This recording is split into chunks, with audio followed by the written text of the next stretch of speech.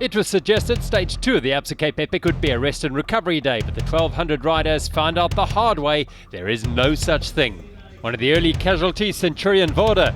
The yellow jersey pair of Kaufmann and Case. Kaufmann broke his bike frame. The German team saw their GC hopes disappear. They repaired with numerous cable tyres and a tube. Mirandal Songo Specialized also lost time to mechanicals, indebted to their backup team of Riciem, Kleinans and Bell once again. For František Rebon, the day was like nothing he experienced on his 7 Grand Tours. I didn't expect it. Everybody told me when it rains in Africa, I spent 2.5 months here. Sunshine, really nice. So I knew it was raining, but I didn't expect it to be so muddy.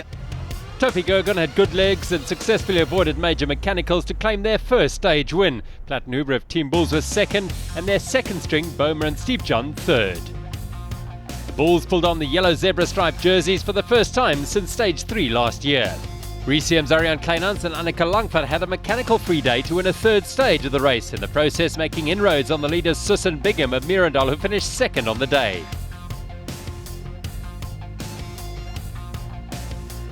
The pace like mud caused no end of damage to the bikes, and mechanics worked flat out to replace worn brake pads and grinding bearings. And while their steeds were being restored to pristine condition, the riders began removing layers of crusty mud from every part of the body. The third different team in yellow, Team Bulls, have 1 minute and 9 seconds in hand over Topik Ergen. Fed Group iTech Connect have regained the Absa Africa leaders jersey.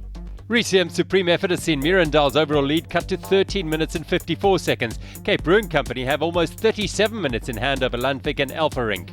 In the mixed, Team Synergy now lead the Resurgence, Stander and Blichnote by just under 20 minutes. Wilson and Enthoven's lead in the Masters cut to 5 minutes and 23 seconds, and McLean and Zorve continue to lead the Grand Masters. Stage 3 is the longest of the race at 134 kilometres. As the field moves from the succulent Robertson Karoo to the farmlands of Greyton, kilometres will be eaten over district roads that cut through the Malozori Game Reserve. The big drop is definitely not plain sailing, and they'll hit the rocky Puffadder Hill. There is a sting in the tail before they reach the new race village at Oaks Estate near Greyton. Early morning preparations begin for stage 3 of the most televised mountain bike stage race in the world. Riders wake into drier conditions on the 4th day of the Absa Cape Epic to pack up. Today is a travel day with the entire race village relocating to Greyton. Carl Platt perhaps feeling the effects of a heavy fall on a rain-soaked stage 2 yesterday. We'll see, today is a long stage, and I hope that it will be a nice ride. Yeah, for me it doesn't really matter how the profile looks like. As long as I'm feeling good, I'm all right. The Absa Cape Epic departs Arabella Wines. The forecast mentions just a slight chance of rain, and a few rain jackets are in evidence, those riders being extra cautious. Winding out of this race village for the last time this week, we wave goodbye to Robertson, the second time this small town has hosted the Absa Cape Epic. Yesterday's winner, Marcus Kaufmann, leads the pack through the vineyards and orchards. All the contenders from the past few days are up front as usual. Mirandal Songo Specialized, Bulls, Centurion Voda, Bulls 2, Topi Gergen, BMC, Riciem, Departo Factory. Stefan Sam, a 3-time winner of the Absa Cape Epic and former partner of Carl Platt, is now riding in support of the yellow jersey wearers. Van Lover and Wine Estate, scene of a water point last in 2013, nestling beside the Breda River. The Breda River, a major artery irrigating the fertile farmlands of the Robertson Valley. They head into the foothills of the mountains. Getting into the thick of the racing, as is evident by the long stretched out line of riders, the pace cranks up.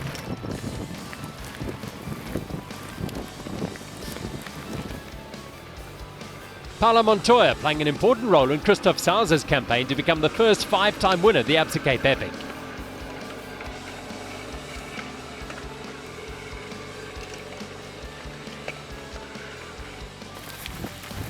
Sauser, Schurter and Uber, a vastly experienced and highly decorated trio, grind on an uphill. Platt and Mirandal's Paolo Montoya follow.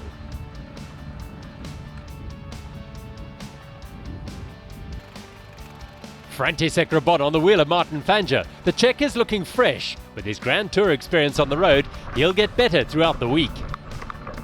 On board with a GoPro with Mirandal Centurion Wheeler, the signs say danger.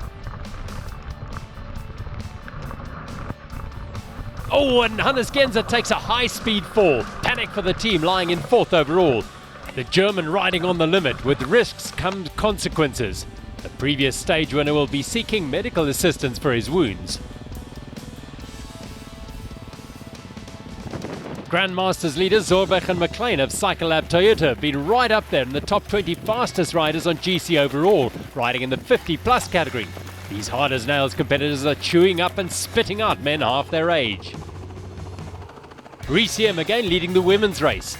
After a disastrous stage 1 in which they lost over 24 minutes due to mechanicals, they gained back a third of that on stage 2's Mudfest. The tricky descent has left the lead pack in shards, but with some refueling it's likely they'll all come back together again.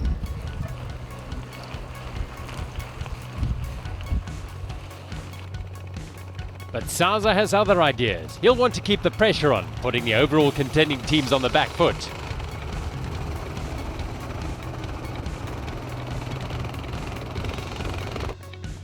Montoya is doing the lion's share of work in service of Rabon and Sousa. Bulls 2, Topik, Bulls and Nino Schurter looking back for his partner Philip Bass.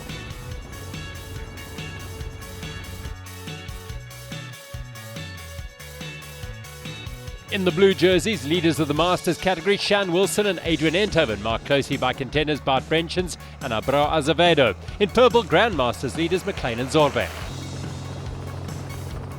Impressively, women's team RCM is tucked in their slipstream, gaining time on their rivals. Annika Langvaart and Ariane Kleinans will want to stay in here as long as possible, taking shelter and conserving energy while still chipping away at Mirandal's overall lead.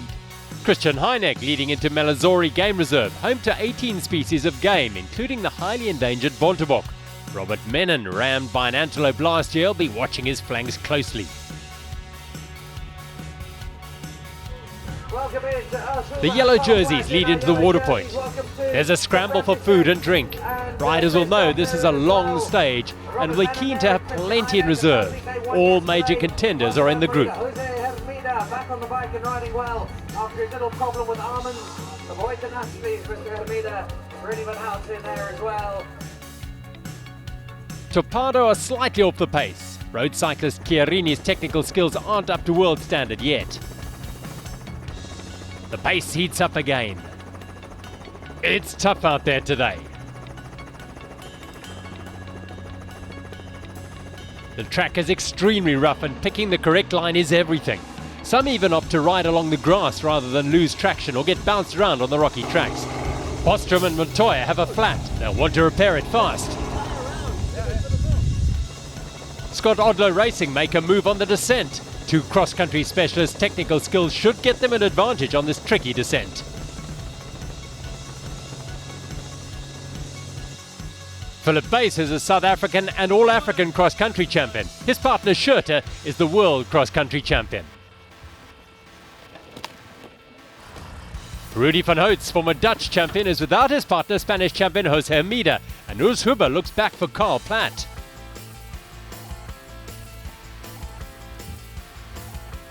No risks for Christoph Sousa, careful not to put too much pressure on his partner Rabon. Menon, Kaufmann, Hermida, Heineck, Case, Platt, Rabon, Boma, Stiebjan.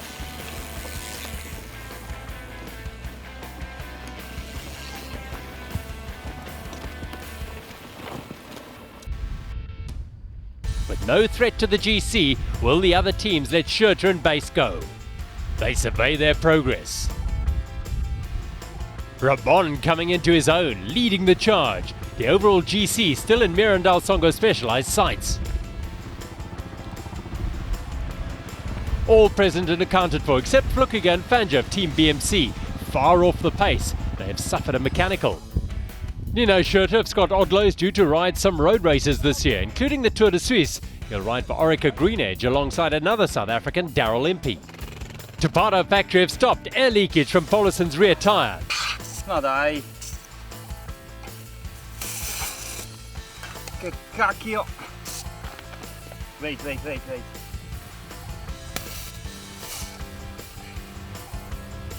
The pace goes one click higher with a predatory Mirandal Songo Specialized sensing weakness in Karl Platt.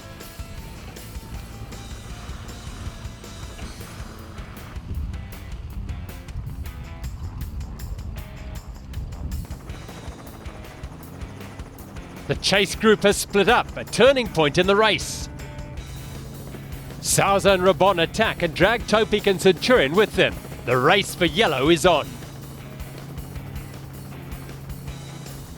Significantly absent are the yellow jersey wearers, the Bulls. They have everything to lose with Topik up the road and behind at only 1 minute and 9 seconds on overall GC. Nino Schurter, he loves being out front, laying down the power on the farm roads. This rolling stage clearly suits František Rabon better. A huge diesel engine is firing on all cylinders today, and what better time to use it for the failing Karl Platt. Topik Erga and Centurion Voda tuck in. Base and Schurter exposed in the crosswinds, a challenge on lone breakaways like this. Arjan Kleinans and Annika Langvaart no longer enjoy the comfort of a bunch and are out there on their own. They are 4 minutes ahead of Sus and Bigham. They'll hope their earlier efforts to stay in a fast group haven't cost them the energy they'll need to take this to the end. McLean and Zurbe continue their dominance in the Grand Masters. Their nearest rivals are Bucher and Brown of Team Mirandal Songo Specialized 4, 48 minutes back, all going to a plan. Schurter's engine purrs along, doing most of the work on the front. Base is the All-Africa champ and the world's 23rd ranked mountain biker. Mirandal Songo Specialized, Topik Erga and Centurion Voda are closing. They're not just chasing Scott Odlo, they're aiming to put major time into the ailing Bulls. Losing time, the Bulls are 3 minutes back. If the stage ended now, Platt and Huber would be out of the yellow jerseys. Platt's teammates dig deep to minimize the damage, nursing their leader and talisman to the finish.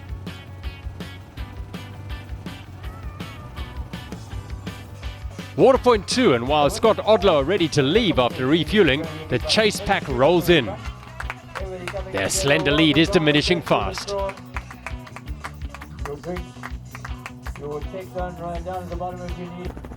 The race follows the foothills of the mountains, winding between riverine forest and farmland. Riciem's Kleinans and Langvaart still lead the women's race, but their advantage is shrinking. Kleinans leads Danish Langvaart on the rough trails. 3 minutes back, Mirandal's Sus and Bigham work hard to stay in the race. Riciem are well represented with Cherise Stunder and Theo Blichnote in the mixed category, currently lying in second place, 20 minutes behind Mauritian leaders Team Synergy on overall. Blichnote enjoying his race enough to give the camera a smile. Lincoln and Holbachs are the leaders in the green zebra stripe jersey, hot on Riciem's tails. At the front of the field, Scott Odlo have been absorbed back into the pack. František Rabon and Robert Menon take turns on the front. Heineck awaits his. Looming ever large is the presence of Christoph Sousa, a man who has won 30 Absa Cape Epic stages and the most dangerous threat to the title aspirations of other teams. Sousa is more often than not top of mind for any team contemplating an attack. The Bulls and their teammates, the experienced Bomer and the youthful Steve John, work together, but lack the impetus of that lead group. It's a terrible day for Karl Platt. Multivan Maridas Hamida and Van Hoods, pace setters in the prologue and victims of illness on stage 1, are trying to stay in touch. Kleinans and Langvaart, a new combination for 2014, but working well together, mechanicals aside.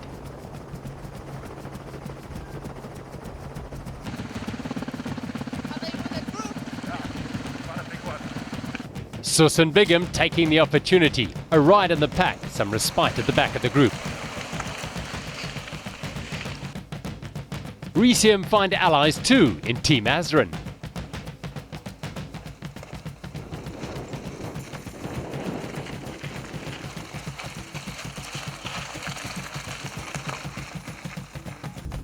Riviersonderend, another small town in the Overberg region, is the setting for Waterpoint 3. The riders will fill up quickly for the final push into Greyton.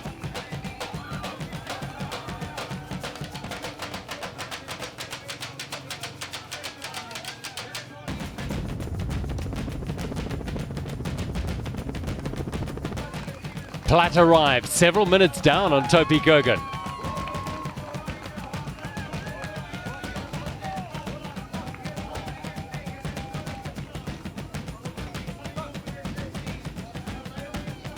His face gives a clue as to how he's faring today.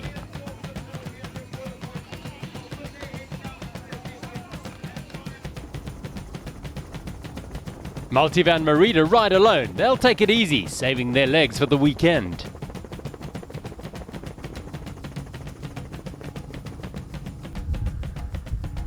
Bulls and Bulls 2 are now over 4 minutes back. Ominous, with plenty still to ride and a rampant Mirandal Songo specialised. The 4-team phalanx roars ahead. The stage winners will surely come from this select group.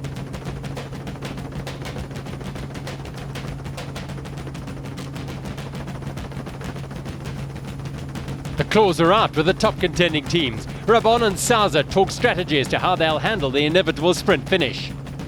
Christoph Sousa has won 30 stages, so he knows all about finishing off with a killer blow. The Bulls have set their teammates free. Now they are with Toparo Factory, Chiarini, Burma, Steve-Jan and Paulison. Carl Platt can hardly turn the pedals. He's in a world of pain, not just physical. A 5th title possibility could be disappearing up the road. I can't move it. My knee, it was hurting already for 40 kilometers and now I can't move it. For a fighter like Carl Platt, it's rare to see a resigned look on his face. Ruthlessly, Rabon presses on while Sousa looks into the eyes of the others, assessing their state of being.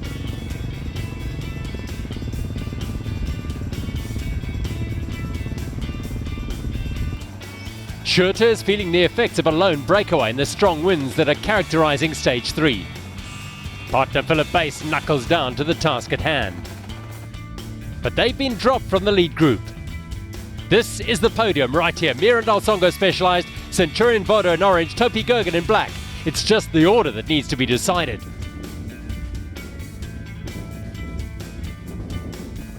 The Oaks awaits.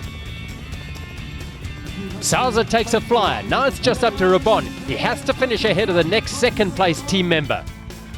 It's close, but he hangs on. Huge celebrations for the Czech, shouldering all the pressure today and coming out on top. Sousa, 31 stage wins, and ecstatic Rabon is first. Centurion Vada and Topi Gergen rounding out the podium. Menon and Heineck take yellow. In the women's race, Riciem triumph again, powering all the way to the line. Every second counts over their rivals Bigam and Sus, who live to survive another day in their orange zebra stripe leaders' jerseys. A tenacious fight by them. Kleinans and Langvaart enjoy the victory, but still in the hunt for overall. Bigam and Sus second and Alpha Rig and Lundvik third. Sus and Bigam still lead by over 11 minutes. Yeah, every win is very special, and I like the sprint finishes the most when they come out well. It's lots of actions, it's lots of tactics, because you have two teams and the second guy matters. And today I made quite a good time into a single trail, like 5Ks to go, not even 5Ks to go. But Franti pushed really hard and they had a stick, and then they closed it. So Franti didn't understood the game, because Franti, you know, he covers any sprints, no problem. Just let me go, because I'm not the very best sprinter, but it still played out very well. It's amazing for me, you know, the transition to the mountain bike world was really quick, you know. I had like 4 months to get ready, technically, physically, you know. Everybody say I got a big engine, but of course, you know, riding a mountain bike, it's a different story. The road is really bumpy, so not always I could use that power, so I need to learn how to actually use it. And yeah, today it played very nice, you know. It was extra pressure on my shoulders, because everybody say this stage gonna suit me, so I'm happy I just confirm it, and it worked out very well. We got the stage win, plus we move in the GC mechanical free today, so very good day for us. I don't want to say who is stronger or weaker. I mean, we definitely did not have any reason to attack today. The track was not even made for like attacks, because there's not climbing and so on. And only the next days will show who is the stronger here. But yeah, you still have to be aware of any mechanical issues, of you know, taking care in the downhills, just riding on the safety side.